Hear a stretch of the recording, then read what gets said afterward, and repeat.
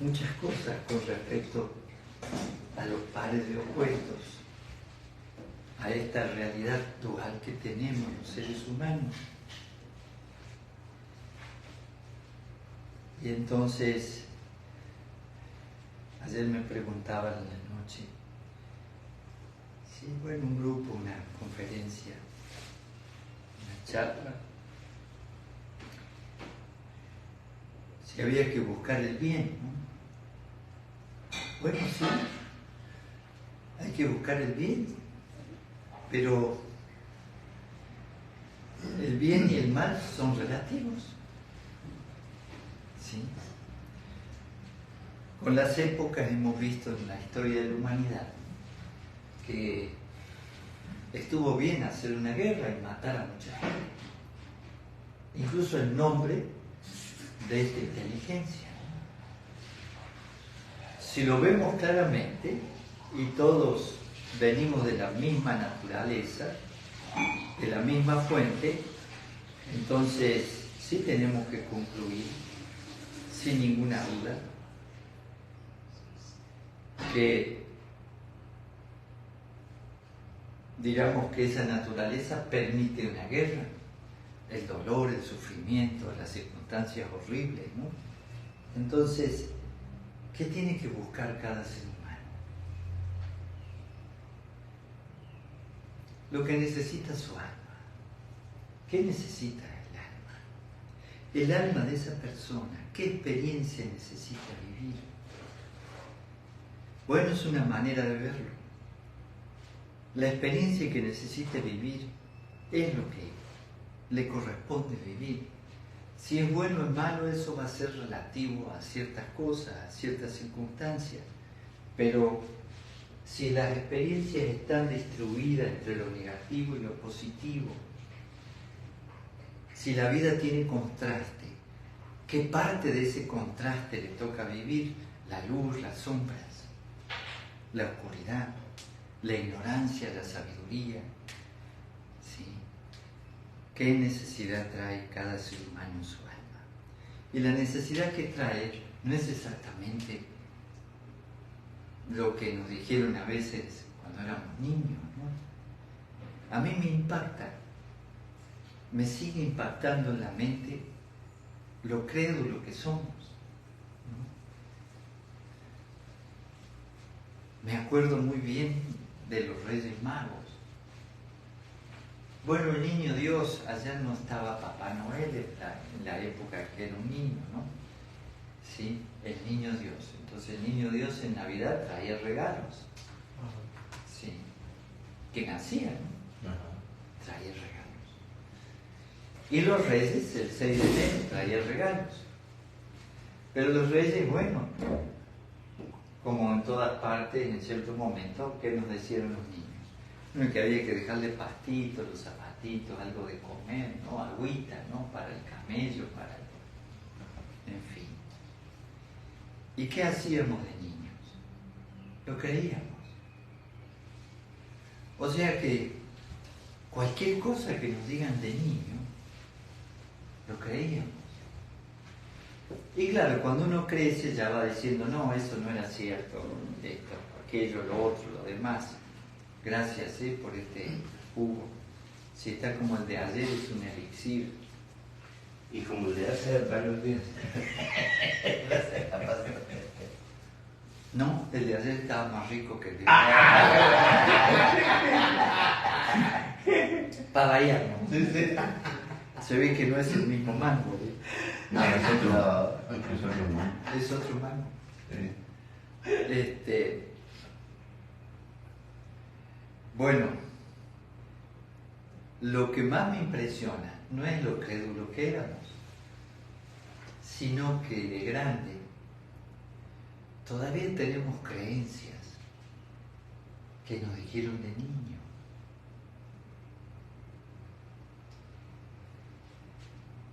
Las tenemos. Y eso no es la necesidad que trae nuestra alma. Eso es las cosas que nos dijeron que debemos sentir, que debemos vivir, que debemos hacer, que debemos comportarnos de cierta manera. ¿Sí? No, no es. No digo que eso esté mal, digo que eso no es exactamente lo que necesitamos. Así que hay cada ser humano de ir hacia adentro. Ayer me hicieron preguntas interesantes en este grupo. Bueno, es un grupo de gente que ya está haciendo un trabajo consigo misma, ¿no? Sí. Claro, por ejemplo, cómo encontrar esa necesidad, pero entonces habría que descubrir si realmente hay algo que le podemos llamar alma dentro de nosotros, porque hay que comprobarlo, esto de creer, no, cuestionen todo, lo diga quien lo diga, pero sí, puede uno pensar, ¿sí? Tiene lógica esto, tiene lógica aquello, vamos a ver si comprobamos que es cierto que hay algo dentro mío que trae una necesidad.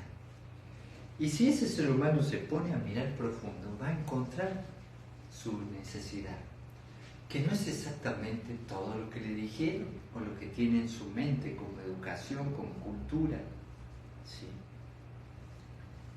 Introyectos. Bueno, hay muchas maneras de llamarlo a esa estructura psicológica. Y uno dice, bueno, ¿por qué hablar de eso si en realidad ya lo sabemos? Es que aunque lo sepamos, aunque sepamos que los Reyes Magos estuvieron o hay evidentemente esas tres escuelas, la alquimia, la magia, ¿sí? La astrología, que venían a respetar a un alma vieja que había nacido, ¿no? A decirle, anunciar, es un alma vieja, sí, estábamos esperándolo. Bueno, dejemos de lado toda esa historia de la humanidad, pero no llegaban los Reyes Magos a tomar el agua, ni se comían el pastito, ni llegaban los camellos. Y los juguetes a veces no había, ¿no? Tampoco, eso era lo peor. Porque que no vinieran los Reyes Magos no me molestaba, pero que no llegara un buen juguete, eso sí, eso molestaba un montón, ¿no? Porque uno quería los juguetes y esas cosas. Pero todavía seguimos creyendo en muchas cosas que nos dijeron. Y no es que nuestros padres fueran malos padres. La educación que recibieron, esa es la educación que dan. El tipo de vida que vivieron, esa es la vida que muestran. Y está bien para ellos, pero cada ser humano es un individuo único. Tiene que vivir su propia vida, tener sus propios pensamientos, sus propias experiencias. Inclusive no hay manera de transferirle a los hijos, a un amigo, a alguien que amas, a la pareja, un estado de conciencia. No hay manera. La conciencia se desarrolla conscientemente. No puede desarrollarse de otra manera. Y por voluntad propia, o sea, cada individuo tiene que querer desarrollar su conciencia. Porque si no quiere, no desarrolla nada. Es una elección, una elección. Y por eso también es una elección conocerse a sí mismo. Bueno, que se puede recomendar, hay que recomendarlo. Hay que tratar de inspirar a que un ser humano se conozca a sí mismo, viva su propia vida, sea auténtico, aprenda a ser feliz. Sí, pero es una elección de cada ser humano hacerlo. O vivir una vida inconsciente y completamente mecánica. Y hay que respetarlo además. Así que, ¿qué experiencia necesita uno vivir? Sí. ¿Qué está bien y está mal? En fin. Bueno, no sé, ¿querrán conversar de algo? ¿Cómo sería el mecanismo para desarrollar la conciencia? A través del estudio, meditación, yoga, vivir la vida. Si la conciencia no se desarrolla inconscientemente, tú puedes leer un buen libro, ¿sí? Y el libro puede decir cosas fantásticas, una persona sabia que habla de su experiencia y es hermoso, y ya tiene tu intelecto una idea de las cosas. Pero eso no quiere decir que sea sabiduría, ni sea una experiencia para ti, ni sea un estado de conciencia. Dice, no, es que me encanta el estado de conciencia de Siddhartha Gautama. Sí, está bien, te encanta. Incluso puedes admirar ese estado de conciencia, o el estado de conciencia del que sea. Lo puedes admirar. O sea que inclusive, si eso lo admiras, podríamos decir que potencialmente está en ti, porque lo estás viendo afuera, también lo tienes adentro, pero en potencia. Así que adquirir ese estado de conciencia sería llevar a la práctica, ¿sí?, ciertas cosas que te pueden servir para adquirir ese estado de conciencia. Pero una cosa es el conocimiento, la información que puedas tener. Ayer una persona, bueno, le leen su revolución solar, ¿sí?, y se amarga. Digo, no. ¿Por qué? ¿Cómo sabes que es real?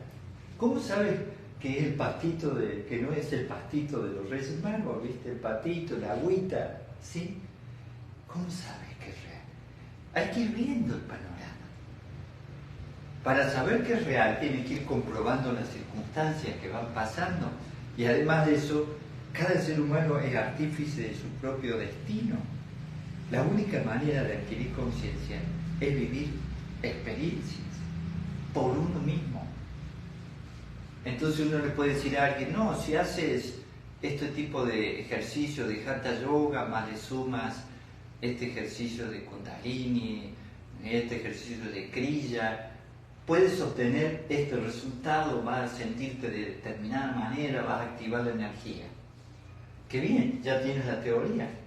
Ahora tienes que ir a la práctica. En la práctica, ¿lograste un resultado? Sí. Si lograste un resultado, ya adquiriste conciencia de que eso es real.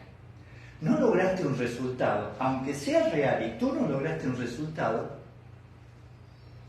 todavía tengo mis dudas. O no estoy haciendo las cosas bien, o a mí no me sirve esa práctica, ¿no? Hay que pensarlo seriamente. Y entonces no puedes adquirir conciencia sin darte cuenta. Una cosa es el conocimiento, y el conocimiento viene de afuera, que sería conocer algo, lo que sea, la información que tengamos. Y otra cosa es lo que comprendes porque lo compruebas por ti mismo. Entonces, cuando se habla de sabiduría, se habla de la experiencia que traes, de lo que ya comprendes que has vivido. Uno va a decir, como algo salado. ¿Cómo sabes que es salado? No, ya probé algo dulce, ya probé algo desabrido, ya probé algo amargo. Y ya le pusiste, lo etiquetaste. Pruebo esto y está salado. Y bueno, le pusimos el nombre de salado. ¿Cómo sabes que está salado? Si lo pruebas. Si comparas. O sea que si te equivocas, no hay equivocación. Ya sabes que por ahí no es. O sea, lo que hay es aprendizaje. Entonces uno necesita comprobar por uno mismo. Por eso, lo más importante no es solo que un profesor enseñe, pues eres profesor, ¿no? Sino también crearle la duda al estudiante para que investigue por sí mismo si algo es cierto o no. Imagínense las cosas que le hemos dado a la gente en los diferentes países de la patria, de los héroes de la patria. Hay mucho cuento en todo eso. ¿Cómo haces para comprobar algo que ya pasó? Es imposible. El que cuenta la historia, si te miente, ¿qué hace? No comprueba, ¿no? Entonces, la conciencia no se desarrolla inconscientemente. Hay que vivir la experiencia, hay que ir a la práctica. Uno puede decir, yoga es fantástico. Sí, ¿y te ha servido de algo? Bueno, no lo he practicado, no sé, pero dicen que es fantástico. No es algo tuyo todavía. Claro, cuando a mí me cuentan, maestro, ¿por qué haces esa actividad? No, porque me dio un gran resultado. No sé si a ti, pero sí resulta esto. ¿Por qué tengo confianza en la Ferrier? Porque he comprobado muchas cosas que él expresa. Sí resulta. Ahora, no ha sido fácil. No ha sido fácil porque hay cosas muy fuertes. hay cosas que requieren mucho entrenamiento, entonces hay que ir a la práctica en todo, hay que ir a la vida cotidiana, a la realidad. La conciencia se desarrolla cuando uno realmente vive una experiencia completa de comprensión de algo, no solo intelectual, esa es la información, sino que lo sientes y lo experimentas. Entonces sí se transforma en algo tuyo, sí desarrollas la conciencia. Ahora, ¿qué necesidad trae tu alma? Porque a veces uno tiene necesidad de estar cómodo, no meterse en ningún problema, no hacer nada, y si es posible, nublarse por completo para no escuchar nada. Por eso me anestesio con el alcohol, con ciertas cosas. El exceso de trabajo, hay mucha gente que no quiere pensar, entonces trabaja mucho. Y se pasan 60 años de vida trabajando, o 50, o 40, y después terminas de trabajar y ahora ¿qué? Mucha gente se deprime luego que se jubila, no sabe qué hacer de su vida, no sabe incluso qué hizo de su vida, para qué trabajó tanto. Incluso hay gente que ganó mucho dinero y ahora tiene que invertir dinero para recuperar la salud que perdió cuando trabajó demasiado. Está raro eso, ¿no? Inclusive ya no es joven como para vivir cosas que hubiera vivido de otro momento, pero que se dedicaba a producir, ¿sí? A producir, ser productivo. Uy, hay muchas trampas en todo. Así que, sí, la experiencia es importante, la comprensión. El Jnana Yoga, por ejemplo, no es el yoga del conocimiento, es el yoga de la comprensión de las cosas. No es simplemente leer y memorizar, eso es información. La información puede ser cierta o no, hay que comprobarla. Pues hay que comprobar. Eso es todo, la práctica. La mayoría de nosotros tomamos un montón, infinitos talleres. Sí, incluso hay gente que toma talleres permanentemente, porque ahora en línea hay muchos talleres. La red GFU está brindando muchos talleres todo el tiempo. La gente toma talleres, pero practica casi nada. Por lo tanto, para lo único que le sirve el taller es para tener más información que prácticamente la confunde. Porque a veces una información dice una cosa, otra dice otra, y ya no sabes qué es verdad y mentira hasta que no lo compruebas por ti mismo. Sí, la conciencia no se desarrolla conscientemente. En fin, gracias, buena pregunta. ¿Hay alguna más? Sí, maestro, piden que comentar la lectura. Si maestro puede comentar la lectura. Oye, sí, ¿qué pasó que nos salió 2 veces seguida? Sí, ayer y hoy. ¿Hacía tanto tiempo que no salía? No sé. Bueno, es que sale de acuerdo a los pensamientos, uno se atrae ciertas cosas, ¿no? Pero, bueno, comento la lectura, pero ustedes me dirán qué parte quieren que comente, de verdad. Si no me lo dicen, no quiero extenderme porque, bueno, ya sabemos que para muchos puede ser aburrido escuchar de nuevo, pero dice, Dios hubiera dicho, o sea que es un diálogo con Dios y Dios le habla a esta persona o a las personas. Olvídate de cualquier tipo de mandamiento, de cualquier tipo de leyes. Esas son artimañas para manipular, para controlar, que solo crean culpa en ti. Es que lo hemos comentado, lo que pasa es que a veces no quiero repetir cosas, pero ustedes verán, de repente mucha gente no logra ser feliz. El lunes. No, solo Nos vemos el lunes. Gracias. Por favor. Gracias. No. Es que me voy a Coatepec. Bueno, si Dios quiere, hoy me voy a Coatepec. Voy a estar en el Arra, sábado y domingo.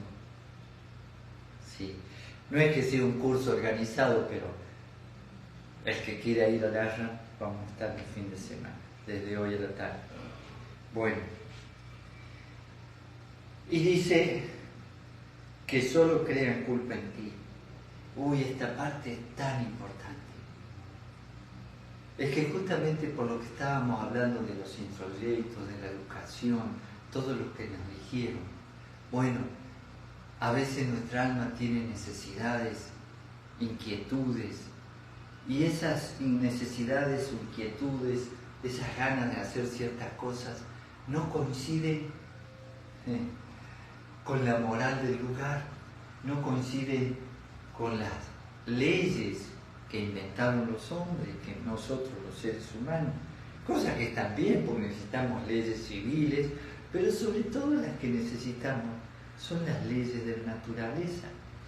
Esas son otras cosas, ¿no? Pero todas las que hemos creado, algunas inclusive sí realmente nos canalizan a un tipo de vida, y me encuentro tanta gente con culpa. Si come mucho se siente culpable.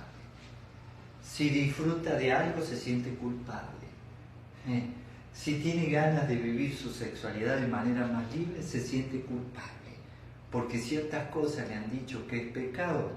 Si analizan los libros sagrados, todos, varios, los principales que hay en nuestro planeta, ¿sí? La Biblia, el Bhagavad Gita, no sé, sí, el Popol Vuh, los libros que quieran, ¿no? El Tao Te Ching, libros que dan enseñanza interesante, realmente interesante. El Corán, bueno, muchos libros, ¿no? El libro de los muertos, hay muchos libros sagrados interesantes. La Biblia, el Antiguo Testamento y el Nuevo Testamento, por supuesto, es un clásico impresionante, ¿no? Es toda una biblioteca, la Biblia y la historia de miles de años.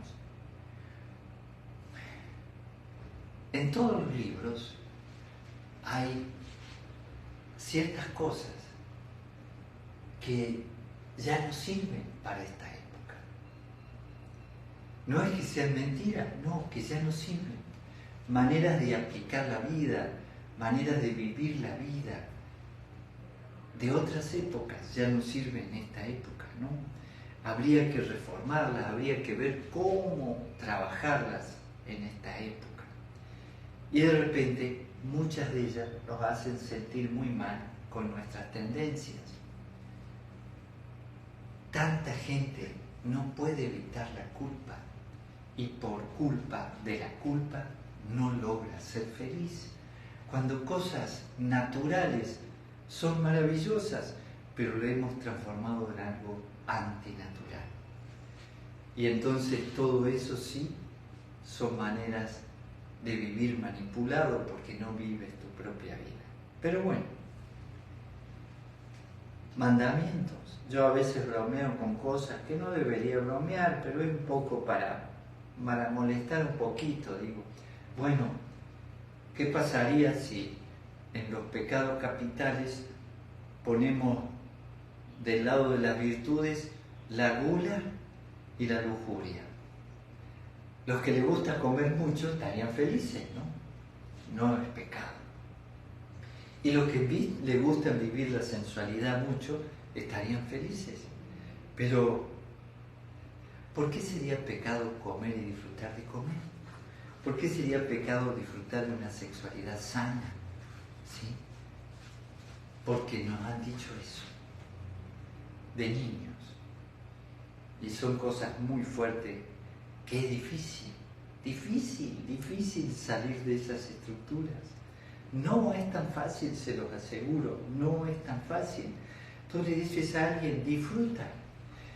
Todos los días me encuentro con gente y trato de ayudarle a que no se sienta culpable por vivir su propia vida, por tener sus propios pensamientos, por sentir sus propios sentimientos, no los de otro. ¿Sí? En fin. Y dice,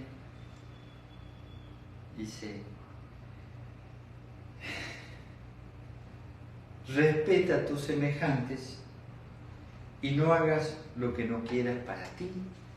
Piensen, ¿no? Vamos a suponer que estamos en guerra. Yo soy un guerrero, Raúl aquí es un guerrero, ¿sí?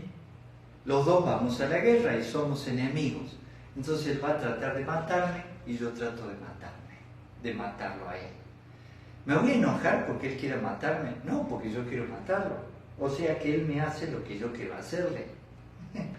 Estamos a mano. Ahora, yo no quiero que me mate. Entonces, yo no tengo que tratar de matarlo. Entonces desaparece la guerra entre nosotros dos. ¿Sí? Piensen seriamente. Esto es parte del equilibrio. Es fundamental el equilibrio, ¿no? Entonces no hagas a los demás lo que no quieras para ti. Por eso hay que respetar a los guerreros, hay que respetar aquello, lo otro, incluso circunstancias, gente que hace cosas terribles. Le toca, bueno, mata, lo van a matar.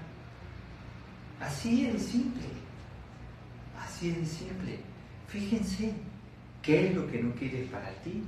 Y entonces, eso es una regla interesante, muy interesante que lo menciona.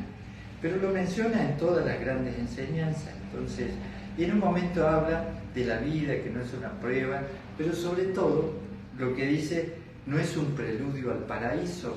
O sea que muchas veces hemos pensado que tenemos que sufrir aquí para después ir al paraíso, entonces nos prometen un paraíso. Inclusive hay tantas promesas que ha habido cosas que se le promete a las personas para después de morirse, bueno, si hace ciertas cosas. Por eso les recomendaba una vez, es una película de ciencia ficción, El devorador de pecados, ¿no? Pero, ¿cómo devoras los pecados de una persona? Pero bueno, así se llama la película. Y está interesante, tiene sus cositas interesantes, ¿sí?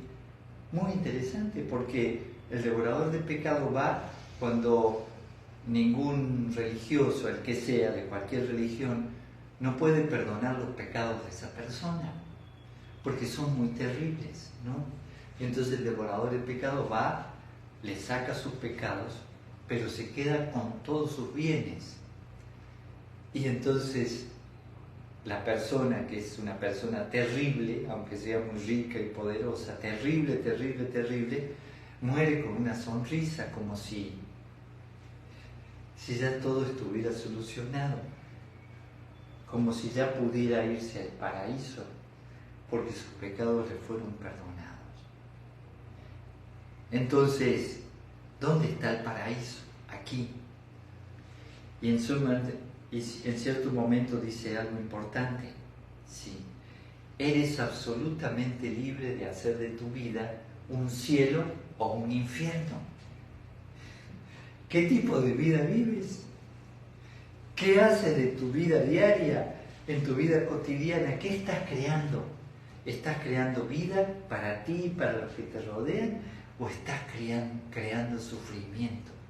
Cuando una persona de repente vive con problemas, hay que pensar seriamente cuándo generé todos esos problemas, esa dificultad, esos dolores, ese sufrimiento. ¿Cuándo lo generé? Porque en realidad uno puede ser artífice de su propio destino, ¿no? Bueno, y dice muchas cosas. Lo que pasa es que en cierto momento, imagínense, si no hay premios ni castigos, ya no estarías manipulado por nada. Y un ser humano se sentiría completamente libre de hacer lo que sea. Y somos capaces de cualquier cosa, los seres humanos, de los peores horrores y de las cosas más luminosas que podamos imaginar. Así que sí, es una parte muy interesante para hablar horas, pero no solo hablar, hay que ir viendo si tiene sentido. ¿Sí? Hay cosas que comenta que yo no lo comparto, porque decir esta vida no es una prueba, pero en realidad sí es una prueba, permanentemente la vida nos está probando. ¿Por qué? Porque nos presiona para que crezcamos. Sí, Los problemas en realidad son una oportunidad de crecer, pero los tomamos a veces como algo terrible. En fin, hay cosas interesantes en ese comentario. En fin, sí. Maestro, pregunta Leticia Figueroa, ¿me daría luz acerca de las dos columnas, enfatizando en la columna B, la columna de la izquierda, su simbolismo e implicaciones? Muchas gracias.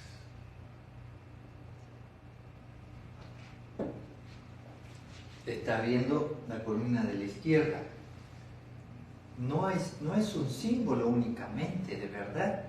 Piensen seriamente en que esto es una representación concreta, real, de parte del universo que conocemos, de las leyes de la naturaleza, la fuente de vida, el Sat, ¿no? Lo superior, lo que está, la inteligencia por encima del humano, lo que creó la humanidad, la vida que conocemos. Y esa vida, lo humano, se manifiesta a través de lo femenino, esta columna de la izquierda. La izquierda para ustedes, pero es la derecha del altar, digamos, si la miro de frente, ¿no? Sí, depende cómo la mire. Pero si me pongo así en el altar, esta es la izquierda. Entonces, esta columna representa lo femenino de la naturaleza. Entonces, el An, el Sat, se manifiesta a través del An aquí. Entonces nace la vida, un ser humano. Entonces, esta columna es lo femenino de la naturaleza, la polaridad negativa, más bien receptiva, no es que sea negativa, el amor, ¿sí? La misericordia, la sensibilidad, los sentimientos, las emociones, ¿sí? La mente intuitiva, lo femenino de la naturaleza, o sea, la mitad de la realidad. La mitad de la realidad es femenina, la mitad de la otra realidad es masculina, ¿sí? Así es la naturaleza, la unidad, y se manifiesta dual. Entonces esta columna es algo fundamental porque es la columna de la vida. A través de esta columna se manifiesta la vida y a través de esta columna la vida se libera. Por eso el amor y la libertad, la religión y la ciencia. Así se mueve la vida. Observen, polaridad. Los pares de opuestos. Entonces estos son los pares de opuestos. Acá está manifestada la vida.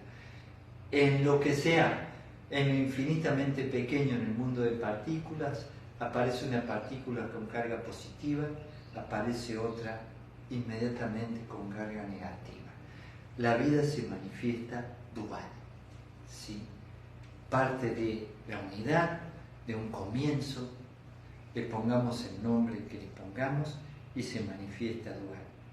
Y ahí tienen, podríamos poner aquí el mal y el bien, podríamos poner las sombras y las luces, podríamos poner muchas cosas, pero son tres partes de la realidad y estas son tres partes de la realidad. Entonces el universo, la unidad, se manifiesta de manera sexual en el sentido de tres partes y tres partes en estas tres dimensiones, ¿sí? La dimensión física, la emocional y la mental, o las dimensiones, ¿no? Las dimensiones, lo que vemos, las dimensiones, las tres dimensiones. En el medio, cuando unimos las tres dimensiones femeninas y las tres dimensiones masculinas, se empieza a manifestar una séptima posibilidad y ese septenario manifiesta la vida en todas partes. Por eso, bueno, siempre volvemos a los 7 colores, los 7 tonos, 7 vibraciones, 7 centros de energía y todo lo que hemos organizado de acuerdo a la ley de octavas, una ley que hay que aprender a manejar, que hay que aprender a respetar y darse cuenta cómo sortear las dificultades de la ley de octava, ¿no? En fin. Bueno, ¿algo más? Sí, Podría maestro, decir muchas cosas con esto porque es tan hermoso. María Salomé le saluda y le pide ampliar sobre cómo integrar el amor en mí misma a través del reconocimiento de mi parte activa y femenina y mi parte masculina que no es visible en mí. No sé si lo entendió. Creo que sí. La parte como mujer que soy mujer, la parte masculina está en el ánimos, en lo interno. Bueno, así se le llama psicológicamente, ánima, ¿sí? Y ánimos. Como mujer tengo lo masculino adentro, el ánimos. Entonces hay que conocerse por dentro. Y no es tan difícil conocerse por dentro. Uno quiere conocer lo masculino que trae por dentro, observe qué tipo de hombres atraen su vida, hermanos, tíos, padres, novios, esposo, y van a darse cuenta que lo que se están atrayendo afuera es lo que traen por dentro. Dice, no, pero a mí los hombres me lastimaron, entonces por dentro traes lo masculino lastimado. Dice, no puede ser. Sí, sí puede ser. Y si sanas lo masculino lastimado en ti, afuera entonces se abren otras posibilidades. Cuando sanas lo masculino en ti, puedes expresar lo femenino de una manera maravillosa en lo externo, en el vínculo con el otro. Es increíble eso, ¿saben? Es increíble, pero hay que sanar. Y así le sucede a los hombres, nada más que en el hombre se le llama ánima a lo femenino que trae por dentro. Somos una dualidad. Eso somos nosotros. Estos somos nosotros.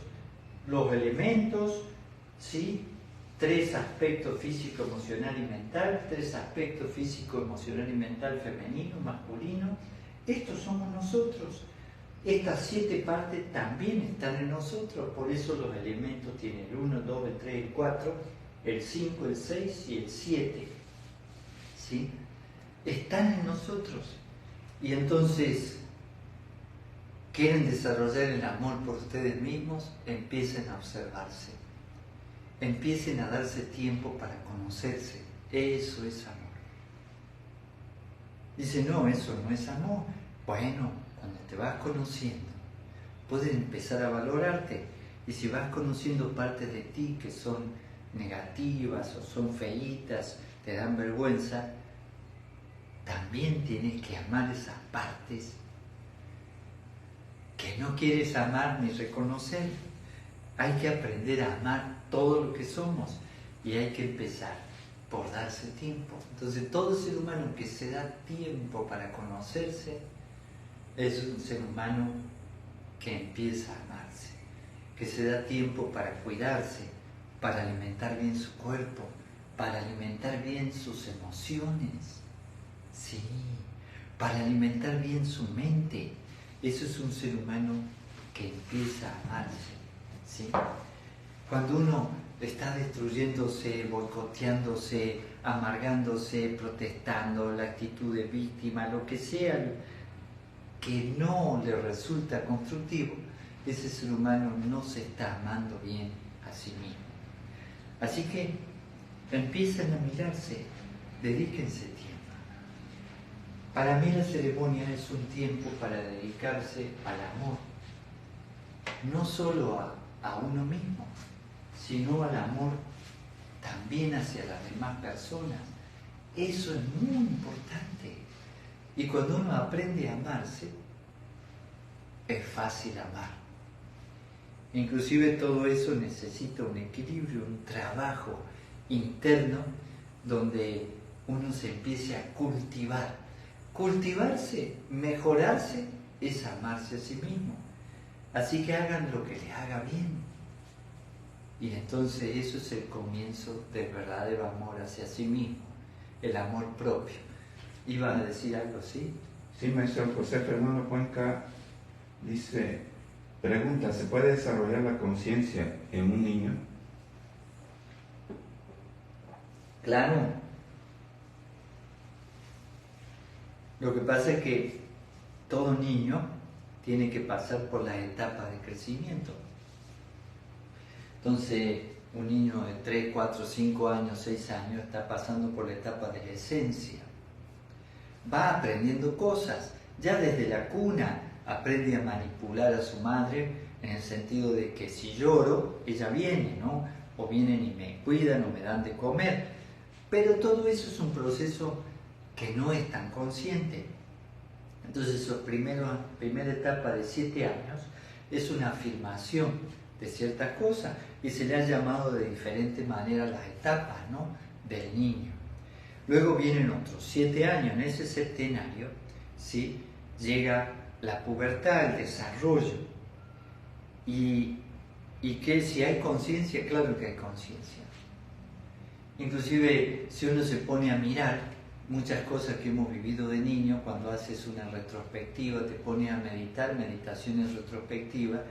Yo he visto a mi niño, ¿sí?, cuando era niño, haciendo cosas que no son tan buenas conscientemente, ¿sí?, probando, inclusive investigando aquello, lo otro, lo demás. Me acuerdo, en este momento se me cruza con un amigo que fuimos a la casa de su tío, que su tío tenía habanos, ¿no? Y entonces vimos cómo forzar la cerradura. Claro, ustedes son niños. Sí, pero éramos conscientes que estábamos forzando la cerradura para robarle los cigarros. Entonces, bueno, se nos hace un cigarrillo, apenas das una chupada, te mareas horrible, es horrible, ¿viste? Porque eres un niño. Pero, ¿eras consciente de que era algo negativo? Sí, yo era consciente. Y lo haces, claro, porque es todo un juego, ¿no? Uno va jugando con la vida, va aprendiendo. Pero me acordé de eso en este momento. Sí hay conciencia, pero sin ninguna duda. Sí, una vez que pasa la pubertad, hay que empezar a asumir nuestra vida de una manera diferente. Y termina el crecimiento, más o menos 21 años, 25 años, el crecimiento de la base. Pero todos los seres humanos, Fernando, o el que quiera escuchar, ¿sí?, pasamos por la etapa inconsciente, mecánica, ¿sí?, la etapa 1, 2 y 3, el ser humano 1, 2 y 3, la etapa instintiva, la etapa emocional y la etapa mental. Esa etapa es completamente mecánica, no es autoconsciente, pero sin ninguna duda podemos recordar cosas y hemos tenido aprendizajes en etapas inconscientes, te vas dando cuenta, le puedes sacar el jugo, pero en ese momento no lo controlas, por eso tu vida es mecánica.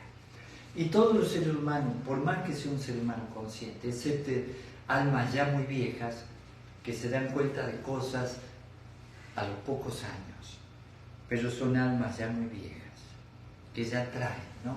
Por eso se habla de Jesús como hablaba con los eruditos siendo un niño. ¿Cómo es eso? Bueno, es que ya traía mucha experiencia. Entonces, cuando un alma ha pasado muchas veces por los ciclos de la vida, rápidamente recuerda quién es, más rápidamente. Los demás tardamos tiempo, ¿no?, en recordar quiénes somos, de dónde venimos, qué traemos en nuestra alma.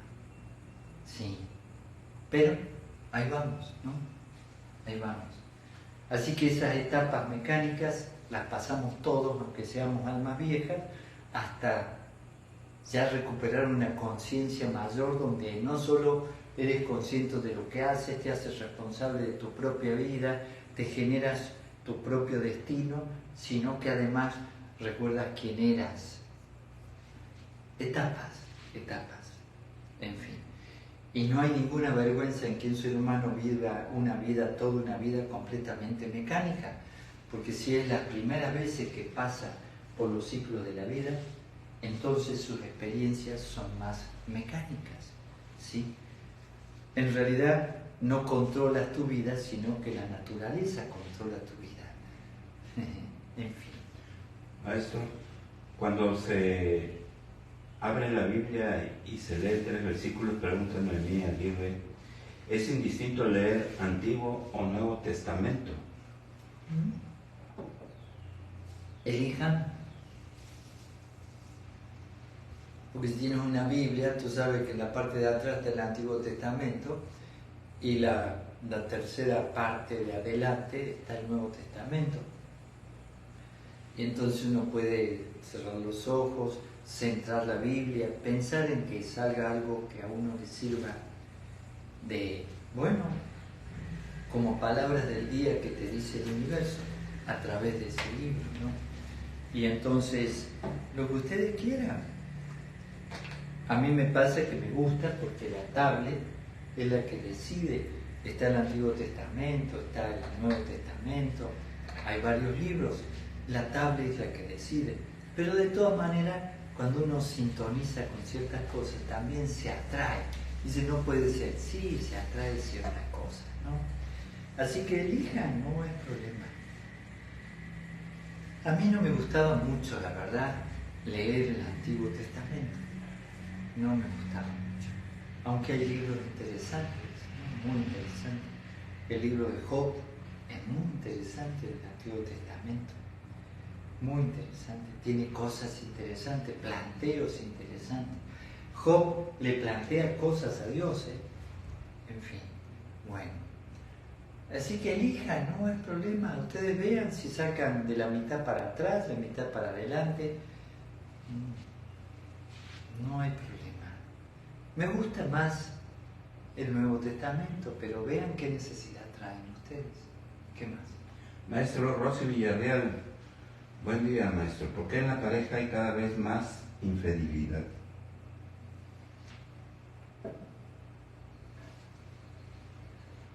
Bueno, la fidelidad y la infidelidad son palabras muy fuertes, ¿no? Sí.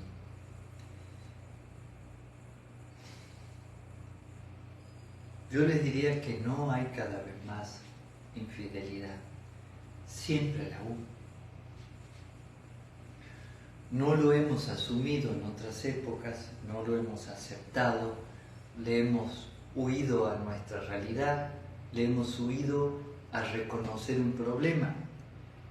Pero mi respuesta sería, vamos desde lo científico. Desde lo científico, uno analiza las especies. En las especies que hay en este mundo, solo el 5%, según la ciencia, son parejas monógamas, las tórtolas. Por eso se dicen tortolitos a los que se casan, los tortolitos. Toda la vida están juntas, pingüinos, cisnes. Bueno, solo el 5% de las especies son monógamas. Porque cuando hablamos de infidelidad, bueno, habría que analizarlo bien. No me gusta mucho la palabra esa porque tiene toda una carga religiosa, que no es que esté mal la religión, sino la carga que le hemos puesto, ¿no? La carga enorme. Porque el infiel en cierta época era el que tenía una diferente idea de Dios y había que quemarlo en la hoguera, cortarle la cabeza al infiel porque tenía una idea diferente, insultaba a mi Dios, y entonces tiene un Dios falso, cortar la cabeza, y en nombre de Dios había que quemarlo en la hoguera. Eso era un infiel, y eso lo pasamos a este asunto de la monogamia. Y bueno, yo debo decirles que los seres humanos, según estudios científicos, no somos monógamos.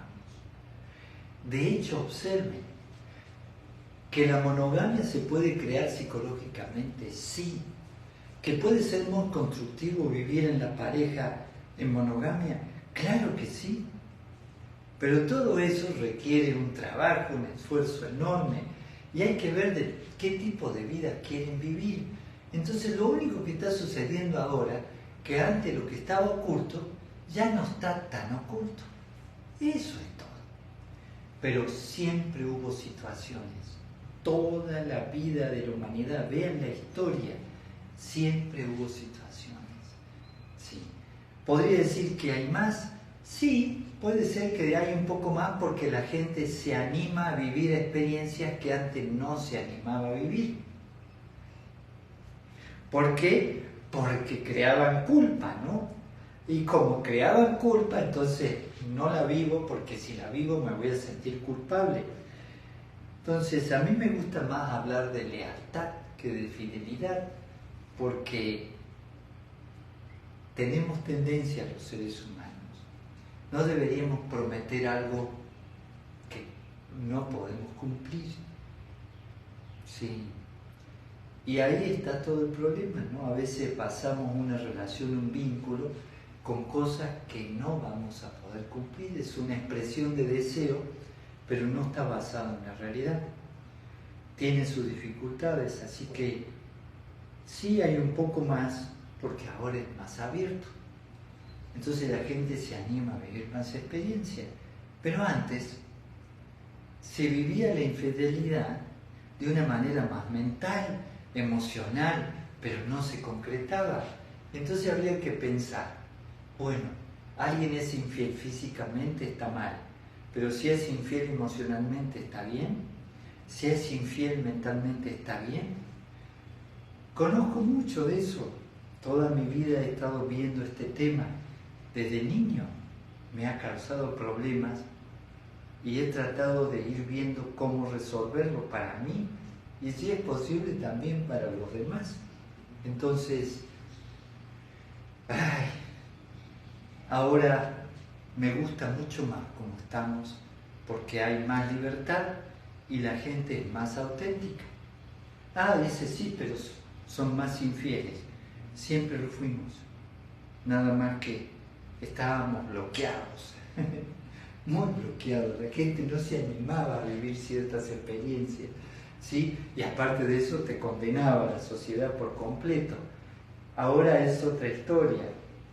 De todas maneras es algo que nos ha hecho sufrir mucho y nos hace sufrir mucho.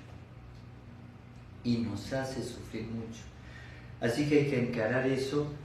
Para mí hay que tomar el toro por las astas. Tengo este problema, a ver cómo lo resuelvo, pero no mintiéndome. Sí, dejar de mentirse y de mentir sería maravilloso. De verdad, sería maravilloso. Incluso la gente se promete cosas. Dice, bueno, están juntos. Mira las parejas, todas las telenovelas, las películas que se hacen están basadas en este tema. Sí, violencia y sexo, ¿no? Sí, infidelidades. Incluso es tan fuerte eso que parece que lo que más prohibieron más se disfruta. Fíjense lo que más prohibido, ¿no? Así que, bueno, creo que ahora estamos siendo más sinceros. Pero es algo que siempre estuvo y está en los seres humanos, ¿no? Porque partimos de la base que no somos monógamos. Y hay que ver, y hay diferentes seres humanos. Algunas personas tienen una tendencia más fuerte a una sexualidad demasiado, intensa, y otras personas a una sexualidad más tranquila. Y entonces hay que empezar a ver quiénes somos, cómo somos, cada uno ir viendo qué tipo de vida quiere vivir, pero no se mientan, ni le mientan a las personas. ¿Sí? ¿Para qué? No vamos a ningún lado, no vamos a ningún lado. No le digan a alguien, no, yo jamás voy a volverte a ser infiel cuando lo ha sido ya 10 veces, porque va a haber de nuevo otro problema. Porque para solucionar eso tendría que trabajar la pareja de una manera diferente. Y entonces nos mentimos permanentemente. ¿Que la gente puede cambiar? Claro que puede cambiar. Pero los cambios tienen que ser profundos y hay que cambiar estructuras y hay que ver cómo sostener esas estructuras. No puedes sostener una estructura sobre bases falsas. Y entonces hay que ver la realidad tal cual es y de ahí podríamos construir relaciones más sanas, de verdad, mucho más sanas. En fin. Pero, bueno, ustedes vean, yo estoy tratando de describir un poco la realidad que veo diariamente. Diariamente en las situaciones, cómo se sufren las parejas, los matrimonios, los hijos, hacemos sufrir a nuestros hijos con todas estas circunstancias. Entonces, hay que encarar diferente el tema. No se puede encarar de la misma manera que hasta ahora. Bueno. Maestra Mónica Íñiguez añade que lo que ha incrementado es la conciencia y la educación de la mujer y del hombre ante esta situación. Entonces, creo que ahí está la respuesta, ¿no? De que ya se piensa distinto por la conciencia ya ha cambiado en todo ese aspecto. Sí. Incluso ahora la mujer también se ha dado cuenta que tiene cosas similares a los hombres, que también hay tendencias similares, ¿no? Por eso el mundo está más revolucionado, ¿no? Yo me divierto con estas cosas porque trato de reírme de mí mismo, no de la gente. Pero miren, conversas con una pareja que viene, por ejemplo, cuando estaban en el Ashram, hace X tiempo, de cualquier lado viene la pareja a conversar porque han sufrido la infidelidad. Él le fue infiel, ¿no? Y están viendo cómo arreglarlo, cosa que me parece muy bueno. Bueno, ya blanquearon las cosas, se dijeron todo. Entonces, él se levanta y va al baño. Entonces le pregunta a ella, ¿tú? ¿Tú nunca? Sí, pero él no lo sabe.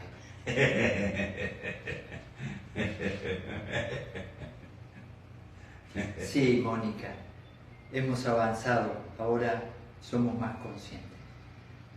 Somos más conscientes todos. Pero sí se puede crear una relación monógama, pero hay que trabajar sobre bases reales. Y también es una elección de las personas. No puede ser solo una expresión del deseo. No. Y hay que hacer un trabajo muy grande en pareja para lograr una monogamia plena, feliz. Y también hay que aceptar que hay otras parejas o relaciones que quieren tener otro tipo de vínculo. Y hay que dejar que viva la gente las experiencias que necesita mientras respeten a los demás, mientras no le hagan a los demás lo que no quieren para ellos. ¿Sí? Yo conozco en ese sentido todo tipo de relaciones. Bueno, hace poco estábamos en X lugar, ¿no? Y conversábamos. Entonces, 3 mujeres, 4, ¿sí? Entonces conversábamos. Entonces, cómo vivía ella, esto, la pareja y esas cosas. Y una persona plantó, lo mío es una pareja abierta. ¿Cómo abierta? Sí, yo vivo alguna experiencia afuera y él también, pero nosotros nos amamos, vivimos en pareja. Las otras 3 personas, parejas cerradas. ¿Cuál es la elección? ¿Qué quieren vivir? Pero es hora de ser sinceros, de no mentirnos, eso sí, ya. Y nos mentimos porque no nos bancamos la realidad, no soportamos la realidad. Entonces es hora de enfrentar la realidad tal cual es, cómo soy, qué quiero de mi vida. En vez de fingir, pongo una imagen de persona fiel. Y no lo soy, entonces estoy engañándome y estoy engañando al otro. Sí, pongan las cartas sobre la mesa, las cosas se ponen más lindas, ¿saben? Todo es más hermoso. Todo es más hermoso. Pero en fin, puntos de vista. Maestro, sí. Elliot Pitol dice cómo sanar, pero pues yo creo que ya todo ya lo contestó usted con toda la... ¿Cómo sanar? Sí, el aspecto de la infidelidad, porque nada más dice cómo sanarlo, me imagino que... No, pero esta parte es importante porque nos quedamos receptivos. La mujer es la que más ha sufrido. La mujer es la que más ha sufrido este asunto de la infidelidad. Sí, la que más ha sufrido. Incluso hay un rencor Cuando sucede algo así, se suma el rencor de 2000 años de infidelidad, ¿no? De situaciones donde la mujer ha sido relegada, humillada, maltratada, la violencia familiar. Entonces de repente tenemos que reeducarnos en ese sentido y sí hay que perdonar. Lo masculino lastimado lastima a lo femenino. Lo femenino lastimado, resentido porque no perdona este tipo de heridas, ¿sí? Va a tener un problema de falta de vínculo con lo masculino afuera, lo que sea, entonces de repente va a doler, va a seguir doliendo, hay que perdonar. De verdad, no hemos aceptado lo que somos verdaderamente como seres humanos, no hemos aceptado nuestro lado oscuro. Nos hemos negado todo eso porque nos han dicho de niños que tenemos que ser buenos, que tenemos que ser de determinada manera y resulta ser que todos tenemos un lado oscuro, todos tenemos un lado negativo, todos. Y dicen, no, hay personas que son puras. No es cierto, todos tenemos un lado oscuro y un lado luminoso. Que la persona haya madurado como para manejar su lado oscuro y de repente le dé más fuerza a su lado luminoso, sí, eso sí es real. Pero todos lo tenemos y cometemos errores y nos equivocamos y hacemos daños inconscientemente. Por eso se oculta, porque aunque quieres vivir una experiencia fuera de tu pareja, como está mal, lo ocultas y entonces entra el engaño. Y ese engaño al final de cuentas nos hace daño a todos. Habría que poner las cartas sobre la mesa, pero sí hay que sanar. Y no sientan que no fueron bien amados. Miren, aunque un hombre ama, de repente tiene tendencia a lo mismo hacia afuera. No es tan selectivo como la mujer. Y hay mujeres que aunque amen también tienen sus tendencias. Entonces hay que ver sanamente todo este asunto. Hay que perdonarse uno mismo para poder perdonar lo que nos hicieron afuera. Pero bueno, muchas gracias. ¿Hay algo más? Sí, maestro, nada más José Fernando Cuenca dice que maestro, forzando la cerradura de los puros fue como encontró su oficio. Todo eso, me acordé ahora. Claro, éramos niños, ¿no? Con un amigo. Qué cosa. Sí, qué cosa. Bueno.